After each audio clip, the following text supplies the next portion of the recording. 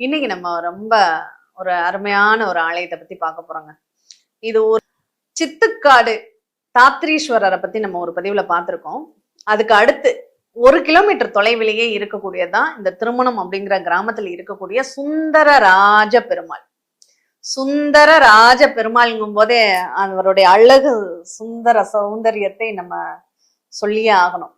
ஸ்ரீதேவி பூதேவி சமேதராக காட்சி கொடுக்கக்கூடியவர் சுந்தரராஜ பெருமாள். இங்க ஒரு சிறப்பு என்ன அப்படின்னா, நெல்லி மரமும் அரச மரமும் சேர்ந்து இருக்கக்கூடிய ஒரு அற்புதமான ஒரு ஸ்தல விருட்சம் இங்க இருக்கு.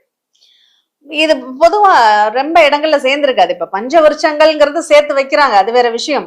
ஆனா இங்க இந்த நெல்லியும் அரசும் பின்னி பிணைஞ்சு இருக்கு பாருங்க. நெல்லிங்கிறது சுக்கிரனுடைய அம்சம், அரசுங்கிறது சனியுடைய அம்சம். இந்த சுக்கிரன் சனி இணைவு ஒருத்தருடைய ஜாதகத்துல இருக்குன்னா அது என்னெல்லாம் வேலை பண்ணும் தெரியுமா? சுக்கிரன் சனியும், சுக்கிரன்னா அழகு, சனின்னா அழுக்கு. அழகும் அழுக்கும் நிறைய நீங்க பார்த்திருப்போம். பொண்ணு நல்ல அழகா இருக்கும், பையன் கருப்பா இருப்பார். பையன் நல்ல சுந்தரனா சூப்பரா இருப்பாரு, அங்க பொண்ணு கருப்பா இருக்கும். இப்படி பொருந்தாத ஜோடிகள் அப்படிங்கிறது இந்த சுக்கிர சனி சேர்க்கைன்னு சொல்லுவாங்க. சுக்கிரன்ங்கிறது செல்வம், சனிங்கிறது வறுமை. இந்த செல்வமும் வறுமையும் சேரும் போது என்ன ஆகும்?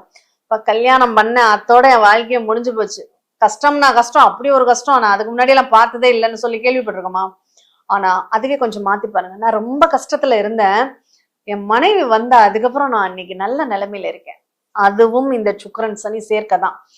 ஒண்ணு பின்னாடி கொடுக்கும், ஒண்ணு முன்னாடி கொடுக்கும், அவ்வளவுதான் வித்தியாசம். மற்றபடி ஒரு நல்ல செல்வ செழிப்பாவுக்கு ஒருத்தர் வாழ்க்கையில இந்த சுக்கிரன் சனி இருந்தா எதிர்பாராம ஒரு ஜாக்பாட் கிடைக்குமானா கண்டிப்பா கிடைக்கும்.